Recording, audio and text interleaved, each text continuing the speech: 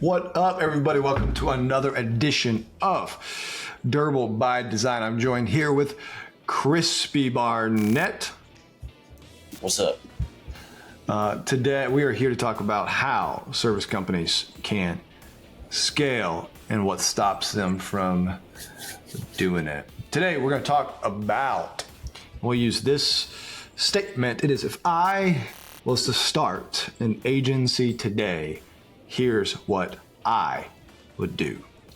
Crispy, you started an agency before. What? And let's put some left and right limits on this. If you were starting an agency today, what would you specialize in? And who would you market to? What tools would you make your weapon of choice? Great question.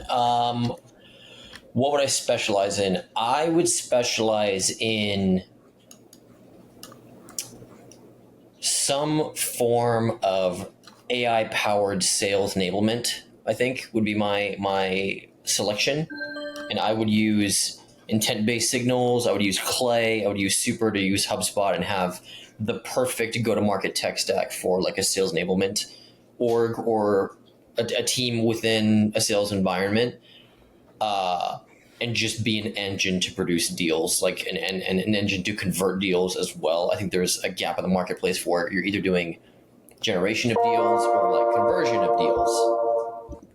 What is that? Generation of deals or conversion of deals. Yeah, let's get out of Rome. I'm getting out of Rome. Excellent. Receive. So here's what I heard you say: is I would be a deal generation company. So you would say I would start an agency. What would your value prop be, and why? Why do you think this is? What's your value, and why do you think that is what you would build today? The value would be we create revenue. Period. We create revenue, and what would your specialty be? What would your service line be? It would be AI-based intent signaling of a sort, in the sense of how do you target the right ICP in the right format at the right place.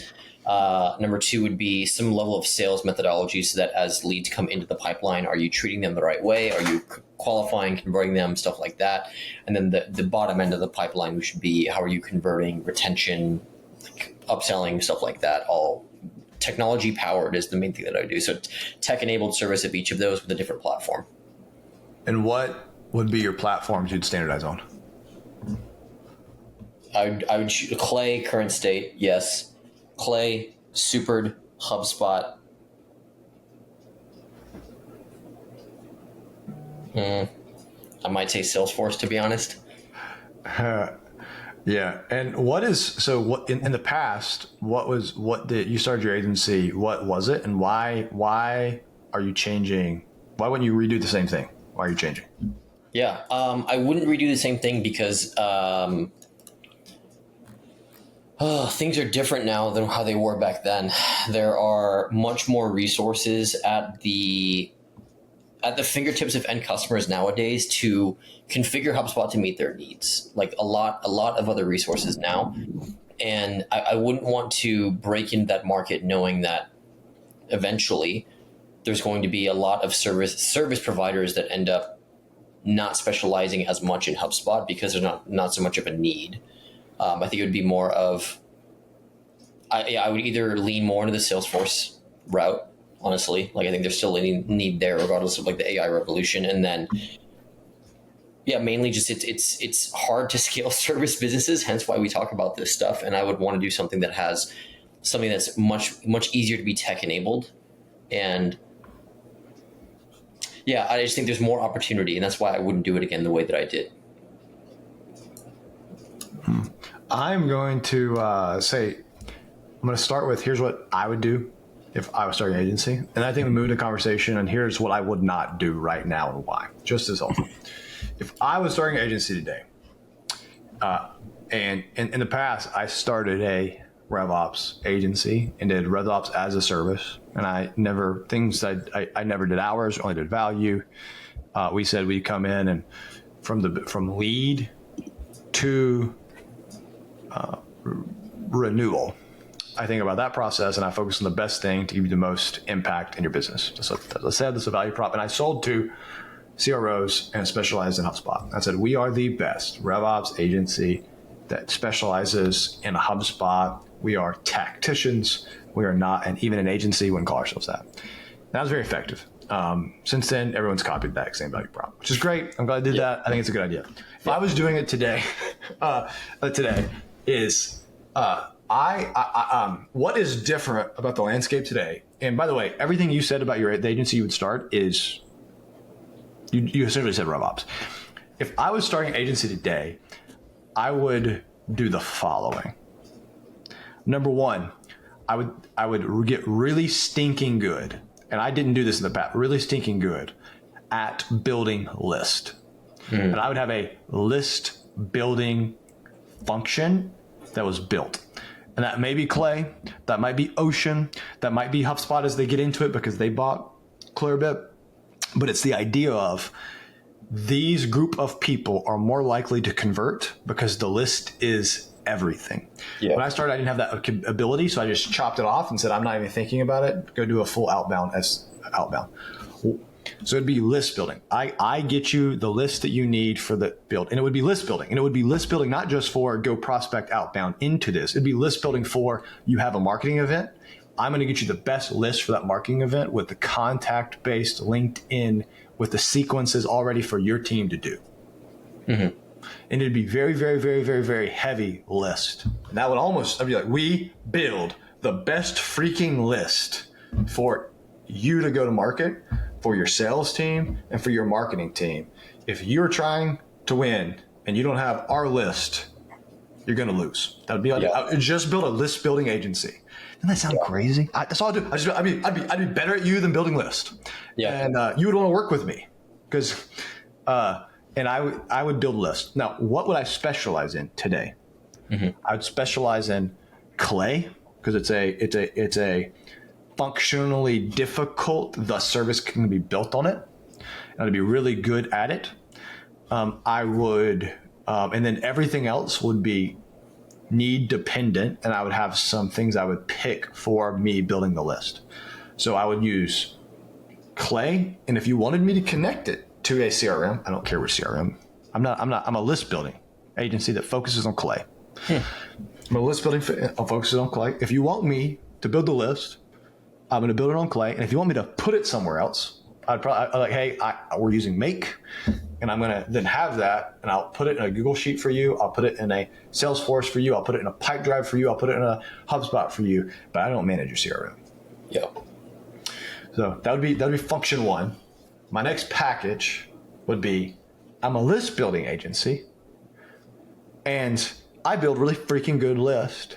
And if you want me to operate, because we're operationalizing this list, if you want me to go past that and you want me to action the list, I would have a all bound offer that would be, I would build this list, and then I can take that and market to them with paid. I'd have a whole paid version of, okay, I take the list, I'll market to them. I'll be all bound. And I'll take this, which will be LinkedIn, Google, wherever you're at. And I will have a outbound function. Not only can I can execute on that, and we can be your list activators. So I have a list origination, list activation. Inside of that, you would have to work with me. I would operationalize that on HubSpot. And if paid, as you said, there's some paid tools that but I'm not doing SEO, right? I'm doing a list activation. I would operationalize that in HubSpot, and you'd have to work in HubSpot for me to use that list, and we could connect other ways on HubSpot. As a service, I would deliver my value via Super, which is different, right? So if I'm daily comms, here's what's happening. Here's what we're doing next. Here's what I need you to do for me. Here's what's happening. Here's my meetings. And I operationalize that all via Super. And I think, my mind, I know, it sounds odd, but I was like, man, if you're doing that, you would just slay. In fact, I would say if you're an agency and you don't have a list building function, you're behind today. Yeah, it's so interesting as well on how this has changed in the last 3 or 4 years, Because if you were a list building agency 4 years ago, you were written off immediately. You were viewed as spammy and because the only way to create a list, and I tried. I'm going to go in back to this, is the only way to build a list is to scrape websites, right? That's how you build the list. And I remember I was the head of RevOps at this company, and there was a company. It was what the promise of 6 cents was. Like when they started, they had the intent, and there's other companies like it was all company based intent. It was Bombora. I went through Bombora's selling cycle for these when people spike on these keywords, and you do it, but there's no way to take the company and translate the company into context. It was very laborious, and it just was not worth the squeeze. So I said no. And I was like, man, if you could just get me the contact information, man, I would buy this right now. And everybody said no. And all of a sudden it became possible. And it's a bit of the AI function that enabled this, which is took the laborious and made it where I can auto generate all these things. And now list creation always has been, but it is now more that you can operationalize that as a superpower, and it's very functional. This is RevOps. List building by its nature is RevOps personified, because to do it, you have to know the ICP, you have to have the timing, you have to know why they're triggered. It's a very specialized.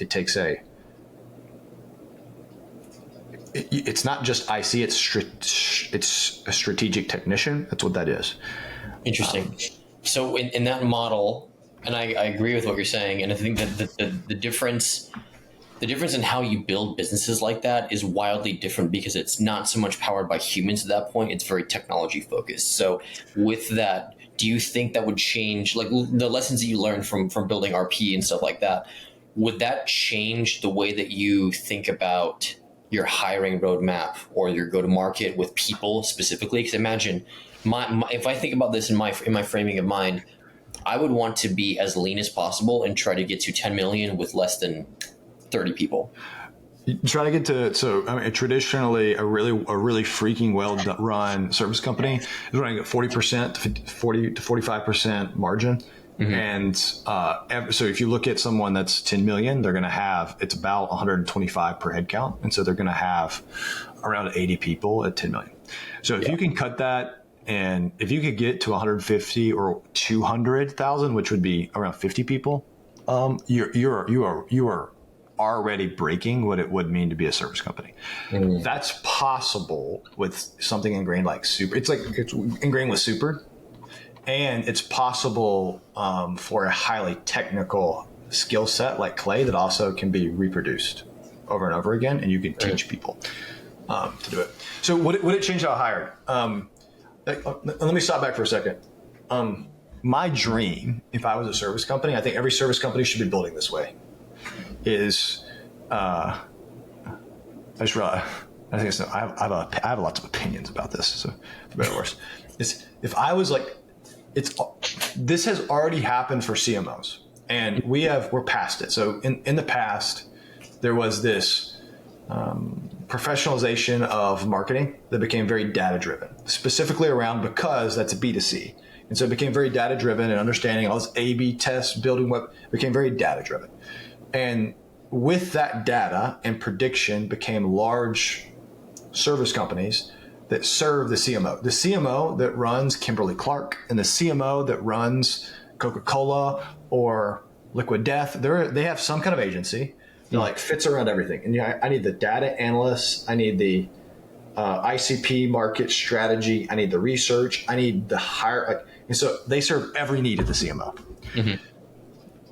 Right now, we're seeing the professionalization of the CRO. You see it with Pavilion. That's really what Pavilion is, in my opinion. Yeah. The professionalization of a CRO, where it's moving from art to science. And so you need every aspect of that. You need how do I have a sales process that I can activate, train, and teach and onboard? So I need sales training. How do I create list and repeatedly create leads? You need list creation. How do I decrease friction and think about the entire process? I need a RevOps function, or admin RevOps function. How do I analyze the data? And so there's this function. How do I hire salespeople over and over again? You need a sales hiring function.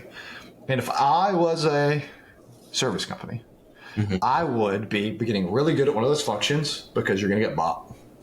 And if I was a PE firm, I would be creating that to make a giant conglomerate that served CROs and helped them win.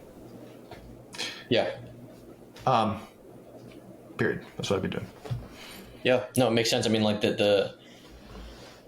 I'm seeing more of this shift in the marketplace, especially with the leaning into the CRO and like supporting them and whatnot. Like there's more data-driven methodology coming out, talking about the art versus science piece, where before in sales, it was like, yeah, let's bant everyone, and that's it. Like that's the way that we do it. And now it's like, yeah, bant sucks. And now there's 800 different fucking sales methodologies that are out there right now, but everything is linked together, where it's like you can't have methodology without this piece in your tech stack. You can't have the tech stack without the people and the adoption of whatever it is in the process. And it brings this whole thing together where it's like, this is the entire function of what a CRO should own. And so I'm seeing more of this as well, where it's like the progression has been the CMO with the agencies that support them from a data-driven, scientific, operational standpoint. Then you have the RevOps supporting the CRO, and now I'm seeing more of it with the GTM supporting the CEO, where it's like, yeah, now the CEO owns GTM, and it's becoming more and more pieces of each of these functions all together in like a master plan.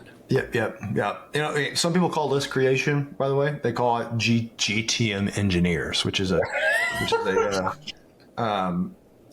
bad. Am I like, I'm creating lists? Like, just say what the freak you are, which is I create lists better than you. And just like, whoever the first company that said like, that makes like, I'm a freaking, like, I'm the listiest lister of all the lists. Like just goes all in on this. Yeah. In fact, I kind of want to market it. Like I would just love. Yeah, the foo-foo stuff drives me nuts. Like I commented on a Clay LinkedIn post a while ago, and I was like, "Hey, asking for a friend, what the fuck does GTM engineer mean?" And no one answered me. Like, because no one knows. Like, it's a fancy made up. It's a catch-all to say I create really fancy list and deliver it inside your CRM, and I don't actually talk to customers. You're like, basically. Received. I engineer outcomes. I'm like, yeah, great. Yeah. So do I. Am I? Anyway, so okay. What is that's what I'd be doing today. And is AI involved in that? I'm gonna go move to this, and I'll go first. And go, okay, what would I not do? Here's what I wouldn't do. I think people call me crazy for it, but here's what I wouldn't do. I would not be building an AI service company. What do I mean? I'm not coming in and saying, I will help you integrate AI into your services.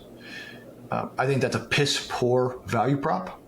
And it doesn't solve the need of who you're talking to. And it's a fear tactic, and it's very short. Like, it's the same people that said I'm a crypto.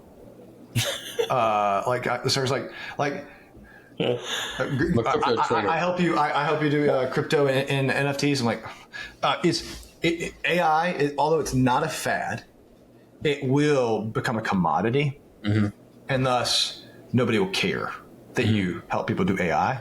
They're going to care that you help them do an outcome. So a lot of these people that I see doing service are like, I'm the AI first salesperson. I'd be like, well,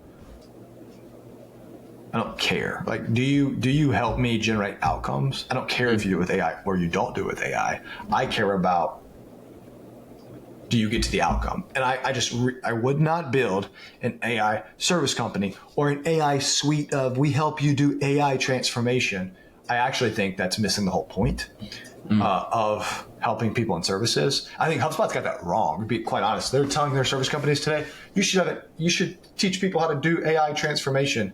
No, you should teach people how to do business outcomes and put AI where it makes sense because you have a brain. Don't tell people, I help you do AI, because that's not what matters. Yeah. Okay. Like yes, I have very strong feelings on this one specifically. So, especially in the HubSpot piece, where HubSpot's saying, create a digital avatar of yourself so that your customers can access you whenever they want. I'm like, that's fucking stupid. It's like, there's no fucking way that I'm ever going to talk to someone. Like, I'd feel like a dumbass talking to someone's digital avatar. Like, no, I'm never going to do that ever. I was like, and that's not the way to integrate AI into your services at all, period. And so I get this misconception around, like, here's why you should integrate AI into your services. It is just super frustrating, to be honest, because it's leading to. Let me give an example of this from my past, and I think you may have. I think we experienced it at the same time when me and you were building service companies. HubSpot came to me, probably came to you in the same way, and I said, hey, I'm doing RevOps, and I'm helping people not churn off HubSpot and understand they can stay on HubSpot for up to 50 million, and they don't have to change. And I spent a lot of time convincing people, which means I didn't always sell net new HubSpot, but I often ripped from Salesforce, but I kept them from transitioning. HubSpot came to me and told me, Matt, we don't care about what you're doing. You're not doing the right thing. In fact, what we care about is that you're selling HubSpot CMS. When's the last freaking time you heard about HubSpot CMS? Like, I don't even have a website building company. Like, I help people with RevOps, help people standardize on your CRM, and help you do sales. Guess what HubSpot realized? Oh, crap, we got it wrong. Guys, do not think HubSpot knows what they're talking about when they tell you. They make guesses. They're sometimes right. They're sometimes wrong. Their product team's building really cool crap. Don't always listen to the people telling you what to do because they've never done what? Run a service company before. So just be careful. Is their AI really great? Yes. Should you sell it? Perhaps, if you think it fits the value prop and the person and the industry you're selling to. Don't take what they say as doctrine, only a small suggestion, and perhaps it's wrong. Yeah, grain of salt. There's a grain of salt. Yes. Yeah, grain of salt. That's great. I will sell no CMSs, nor will I ever. Thank you for that recommendation. Yes. I appreciate you. Do you like what I'm doing? No, we do not like what you're doing. I said, okay, well, you should, and here's what we're going to do. So, and that's how, and this is my last nugget as I guess we leave is, do you know what a secret is in business? Opportunity. Yes. Peter Thiel, Brian Howard talks about this often. It's like, because they have wildly different political views, period. I think they agree on some business views, and it is this, is find something, a secret, and a secret is the thing everyone else disagrees with you about. And business, an opportunity isn't something everybody sees. It's someone everybody thinks you're crazy for doing. So if you don't got a secret, what I'm going to tell you is you may or may not have a growth. You don't have a growth opportunity. What's your secret? And be willing to defend it even when people tell you you're wrong. Okay, Crispy, what does no one know about you as we end? Man, we're gonna run out of options by the end of this series. I answer this every time. How about let's put the question back onto you, sir. What does no one know? I see you have the red glasses on today. I remember those from my RP interviewing days. Fun fact. Those are the RP glasses. Okay. There's something nobody knew about you, that I wore these glasses when Christopher Barnett interviewed with me when we did Clowns Don't Frown. And we had a whole interview about how to provide value for Clowns Don't Frown. And Crispy, did you pass that test? I did, yeah. You did. And you passed the RP interview. Did you take an offer? I did not take the offer. No, he ghosted us and started his own company. There's something you know about Crispy. Hashtag with it. We're here anyway. There's the same destination. Yeah. Appreciate it. Everybody stay awesome. Keep doing it big and never stop believing. Adios.